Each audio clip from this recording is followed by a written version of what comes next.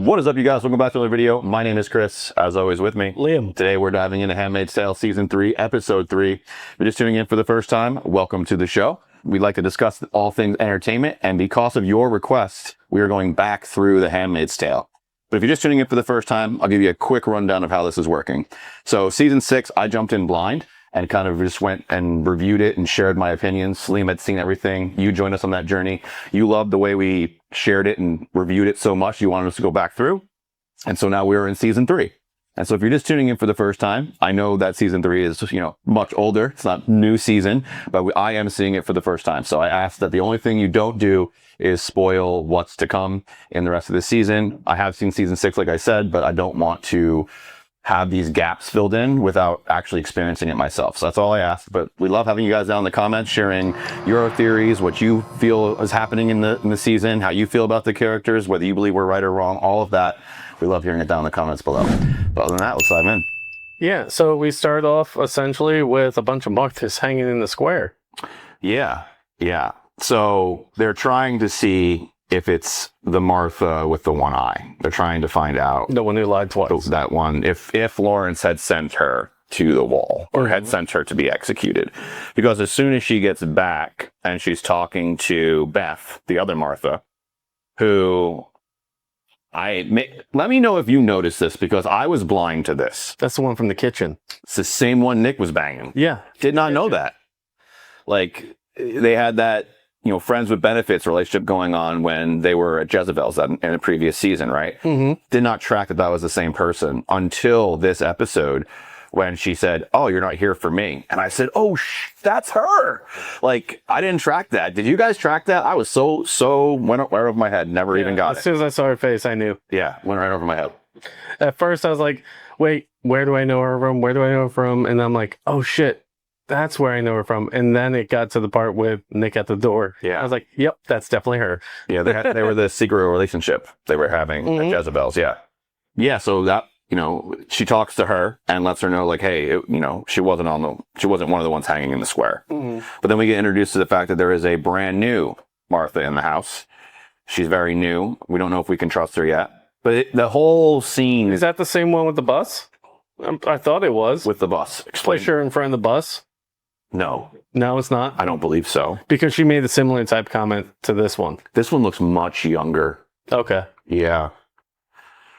I'd have to go back and rewatch because that's not standing out as the same person. But then again, I didn't track Beth, so I could be way off. I'm usually really good with faces, and I missed this one. I'm just calling for what it is. I know the comment section's got their back with that. Yeah. They'll tell us.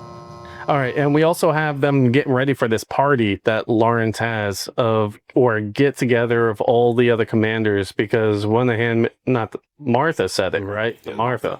She's like, yeah, he doesn't go to meetings. If they want to talk to him, they got to come to him. Yeah, it's actually a pretty cool flex of power for Lawrence himself, to having people that we've been associating with power up until this point groveling to him. Mm-hmm. Right? That's a whole different shift in dynamic. And he is, up until now, because up until Season 3, we know him as just a commander, right? So at this point, we know that he has the capacity for evil with the colonies, but he's different than everyone else.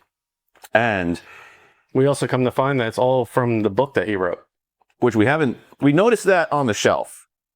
That was the first time we've been introduced to the fact that he wrote a book. Mm-hmm. Is as she's in the shelf grabbing the Darwin book, The Fall of Man, she sees his book. Like, we as a viewer get to see his book on the shelf. Yeah. But we don't. I as a viewer don't know what that book is about, what his philosophies are, what he was trying to share with the world. Like, what type of author was he? I have no idea yet. But it seems, based on what June snapped back with the esoteric stuff, is that he was very much a philosopher as well. Mm-hmm. Very much, exoteric, existentialism, like thinking outside the bigger picture, 30,000 foot view style. May not be right in everyone's eyes kind of thing, but it may be right to keep the human race alive, is what I got from what he said. So there was a couple of conversations that he had with June where I didn't believe he was sharing his beliefs. The way he was wording it, especially when he was like having her choose the 5, I don't think, for me, I didn't see that as a person who was doing this out of malice or doing this because, you know, it's like what Gilead does. I saw somebody who was literally rocking a hard place. Like, that's why he's giving June the same ultimatums that he believes he currently has. Like, I can choose 5 and save them, or I can let them all die. Like, that's where I'm at. And so I choose 5. And I think, you know, we watched June struggle with that throughout this episode and then ultimately come to the decision that if I do choose these 5, I can choose the right 5 and we can actually do something with these 5, which is actually a cool twist at the end. Yeah. But up until that point, every interaction that Lawrence has been having with June, where he's having these conversations with her about, you know, are you a problem solver? Are you this? Can you make these decisions? I think what he's doing is giving her insight into his mind and being like, these are the problems I'm dealing with. This is what I'm constantly having to do. What would you do? Would you do something different? I think that's kind of cool. Yeah, because when you look at it surface layer, he's being an asshole to everyone. Yeah. He's just being a straight up asshole. Now, I think he's doing it for, you just enlightened me to that reason, one of the reasons. But the other reason I believe he was being an asshole to them was to get them fearful and scared and just all out of sorts for when the other commanders show up. So they think he's actually really strict in heart. So he's putting on this illusion to the other commanders versus these women. Yeah. No, 100% I agree with you on the fact that when the commanders and when there's outside Gilead presence, he is totally putting on a show. And over the top with it too. Yeah, he makes sure that they see it. And the way that he interacts with his Marthas and June when he's alone with them compared to like how he kind of belittled her in front of everybody in the office with the book. Well, even before they ever showed up, he was being an asshole with the knocking the water over and the one Martha putting more fruit on his plate. He was just being testy as fuck. Okay, yeah. I just thought he was testing his new Martha, like seeing where she was and how, like, because he does it to all of them. He kind of tests where they are. Are they rebellious? Are they a thinker? Are they smart? Like, who are they really? Because he doesn't want a true believer in his house, that's for sure. That would ruin everything he's trying to do. Yeah, that's true. So that's what I thought he was doing. I thought he was assessing her. Okay, I didn't see it that way. I saw it as him preparing them and putting the fear where they don't know what's going on. It does make sense. For the other commanders for when they're there so that they're all scared and fearful so he can keep up his illusion. Yeah. If they're complacent while they're there, if it's not an act, it makes it much easier to cover it, right? And so if he actually instills a little bit of chaos, then they're not acting, right? Because an act can be seen through sometimes. But if you're actually spinning out of control because you're scared, that's going to show through. Yes. The other thing I want to talk about is when Fred comes to the house and June's talking to Fred. I thought that interaction was fun. Yeah. She thanked him. She was grateful. Yeah, she's just buttering him up so she can get more information on Lawrence, it seemed. Yeah, she was playing him. Yeah. Because she tries to do it to Lawrence later and he goes, oh, that worked on Fred, didn't it? Yeah. Because Fred still has this like sexual control thing that he has to have. And so as soon as June turns on any kind of charm to him, he's going to like soften up to her and talk to her a little bit more than he probably should. And she uses that, right? She kind of comes around the table. She's like moving her finger across. She's being very coy and flirty while still being composed, I would say, in the situation she's in. And Fred picks up on that. And so Lawrence, it's as soon as Lawrence comes in the room that he completely changes back to, Commander Fred. Yeah. But yeah, she had him for a minute. And Lawrence is smart. He notices it. He's one of those people who not much gets past him. He's reading everything in the room. And I think that that's one of the things that he tracked up on and then later calls her on because of it. He's like, oh yeah, you're getting information from Fred. Or at least he tried to. Fred's so low on the totem pole compared to Lawrence, he doesn't really know much. I can relate to that. That's usually how I am. I'm usually quiet and just observing. Yeah, it's a lot of power in that. I was surprised with the whole Serena leaving Fred thing because I had completely forgot about that. For some reason in my mind, I just didn't recall that Serena had actually left Fred. And that's what happened this episode was we see where she went to. She went to go stay with her mom. Yeah. I also had no idea where she had ended up because we had that very symbolic scene where they all drive away from the house that's smoldering still in 3 different cars. But you have Nick go with Commander Waterford. You have June kind of being taken away. And then you have Serena going somewhere else. So now we know that Waterford and Nick went probably to like some headquarters because Nick immediately gets promoted to he's no longer an eye or a driver. He's a commander now.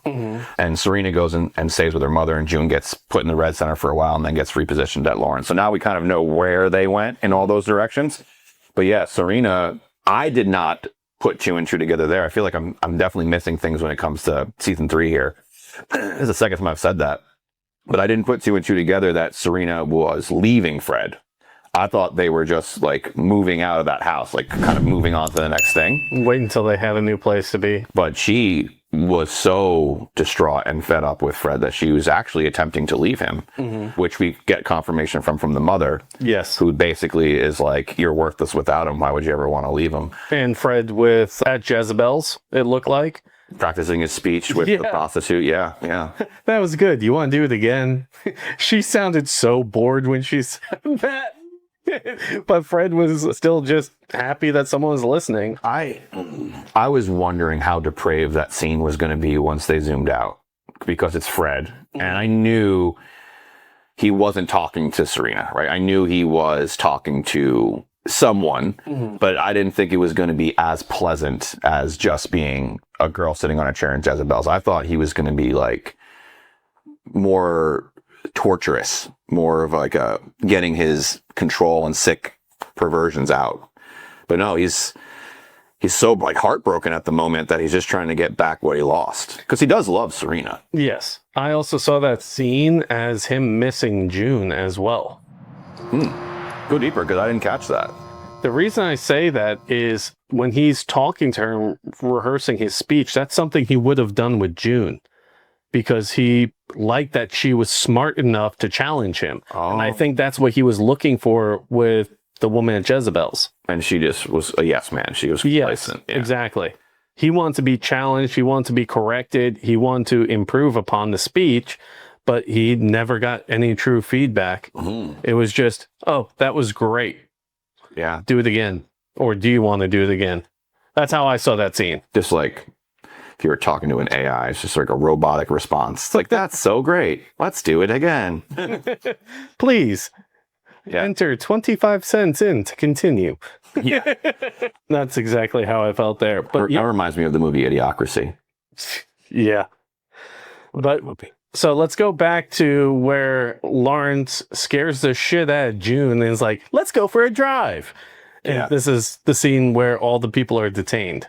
So thing I did not write down or take note of was, were they rebels? Who were those people? My thoughts is because we're still talking so heavily about Chicago, is that these are people that we are pulling off of, like, as we're moving through Chicago and we're claiming it, we're sending these people back. Enemy combatants. Right. And then they're being sorted into different, like, where they got to go in Gilead. Like, yeah.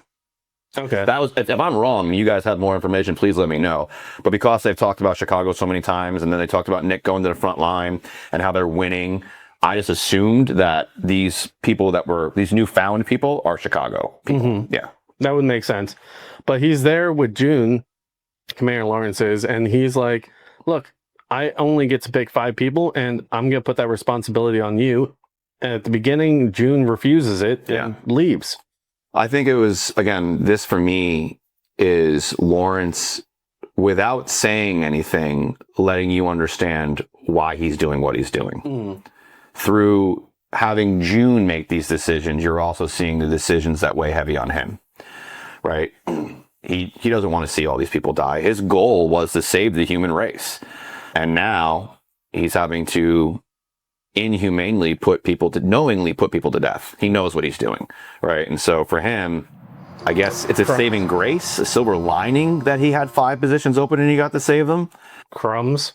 when you're starving. Yeah, but crumbs of hope at that point, because that's all he's got. But at the same time, June is going to act very negatively towards him until she understands the depths of his decisions, right? Like, if you were put in my shoes, would you be different? Would you act different? If not, then maybe we can come to terms and work together. I feel like he was queuing her up to choose people for the resistance. He's also that's a good point too, because he's much smarter than Fred or the other commanders that we've met. He's much more of a strategist, right? He can think 4 steps ahead. And so he's very aware that his house is a hub for Martha's and the network. So it would not be too far-fetched to believe that he is also allowing them that time to grab the Marthas they need. I feel like he is teaching her to become a rebel. Yeah, I can see And that. where she will be like his... I don't think he sees her as the pawn, but he's seen the other ones as pawns, so she might be like his queen piece for him to use as he needs to undo a lot of things that he's helped create. So I like this because my mind is, since we've met Lawrence in season 3, he has repeatedly requested and brought into his home the hardest to deal with of the different categories, Martha's or, handmaids, right? Specifically those who have shown resistance, rebellion, breaking the rules. So what if, like you said, Lawrence is purposefully front-facing, he's Gilead, but purposefully bringing in different members of Gilead into his home to train them, like you're saying, to give them everything they would need without personally telling them what to do or actually being there to train them, giving them all the resources they could possibly have to do good work because he can. Yes, and he won't ever admit that because as we saw in this episode, he went and told June when she's like, you've got all these Marthas here for the rebellion. And he's like, we got to give them something to chew on. Otherwise, they'll tear the whole place down kind of thing. It's been a pretty common theme in entertainment that I've been watching lately is there's a mastermind, someone who's smart and strategic and like can see things 5 moves ahead. And then there's the bold, brave hero who's like the face of it all. But this is really the person doing everything. And this is the person who's taking all the flack. Yep. We saw it in Foundation. I saw it in Wednesday season 2. We're seeing it here. Like it's a pretty common trope to have like this hidden mastermind who, if you ask him, he has nothing to do with that. Nope. But at the same time, this wouldn't exist without this person. Plausible deniability. Yeah. Very much like a CIA type operator. Yeah. Very cool. I like that Lawrence is a top tier character in this show, right? And so Great actor. to have, of course, yeah, the acting definitely lends to that. But the way he's written is also really good. And so I think that to have a lens to look at him like that through as we continue, I like that. I like that a lot. Bruce, we haven't heard from you in a while. Could you confirm some of this stuff? Was Lawrence maybe a CIA asset or high government at some point? They like to recruit from top tier minds. It doesn't have to be military to be, a contractor, right? Nope. Right. I would also like to know whether he helped write some of his lines or expand his role a little bit more. Like an improv? Yeah, because some shows will allow their actors to go ahead and just riff, and they're just like, oh, that was awesome, let's keep that. And I'm wondering if he does a lot of that in this series as well. Yeah. I like watching behind the scenes where it's like, yeah, that line wasn't in the script. That was just, Robert Downey Jr. did it off the cuff, and we kept it because it was so good. Like the famous one, Indiana Jones with the whip and the gun. Or, no. Was it a whip? I don't know what you're talking about. No, he had the sword. The bad guy. When he whips the sword? No, the bad guy, they're in like some desert one. I forget which Indiana Jones it was, but the guy pulls out a sword, does all this fancy stuff, and Indy pulls the gun, shoots. I know exactly what you're talking about now. Yes. Yeah. Yeah. And the only reason he did that was because he was sick or something. And it worked. Yeah. It worked. It's like iconic movie. Like, now that you said it, I know the exact scene you're talking about. Yeah. But yeah. Iconic movies. So One of my favorite lines that June had was, if I'm going to survive this, I need allies with power. And we saw how she went to attempt to recruit Serena as well. Yeah. Serena's like, no.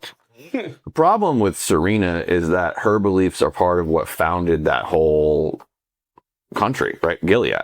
And so she's, at the end of the day, she believes the shit. Yeah. That's if you can't get, it's really hard to get someone to do something against their beliefs. It really is. And so, yeah, that's an uphill battle for her right now. So this episode get back on track for you? Not yet. No, Not yet. I did enjoy getting more Lawrence screen time, getting to see him flex more power. I was not really excited to have Fred back in the picture. It was cool to see Nick get promoted. The Serena and her mom thing was kind of a waste of screen time for me. I get it. I already know where she comes from. I already know why she's so beat up and why she thinks the way she does. And, you know, I get it. I get why she is who she is. I already get that upbringing. I didn't need to see it again. It was cool to see the actress who plays her mother, because that's, you know, from The Boys, that's Mallory. So that was cool. I was like, oh, I know who that is. But yeah, I mean, it was cool to have Janine and Alma back in this episode in the beginning, although that's all you really got to see them for. But for me, a lot of this was getting insight into Lawrence's head, getting insight into who Lawrence really is and how he operates, more insight into, especially now talking it out with you, like what he's doing behind the scenes and how that's going to show up. So for me, getting to see one of my favorite characters more and get deeper into his story is always going to be great. But is it back on track to where I'm excited for the whole of Handmaids? Not yet, no. Okay. Appreciate you guys for tuning in for episode 3. If you enjoyed it, hit the like button. If you haven't already subscribed to the channel, go ahead and do so. Small click for you, but it greatly helps us. And then hit that little notification button to all, so you never miss a single video that we drop. We drop 2 Handmaid's Tales a week, plus many others. We're doing Alien Earth. We pick up Gen V tomorrow. We pick it up. Yeah, so a lot of cool stuff happening. And if you're interested in checking it out, we got tons of playlists for you right here. So we'll see you on there. Peace. Find the strength hiding in each battle scar. You're not who you were. You've already come far.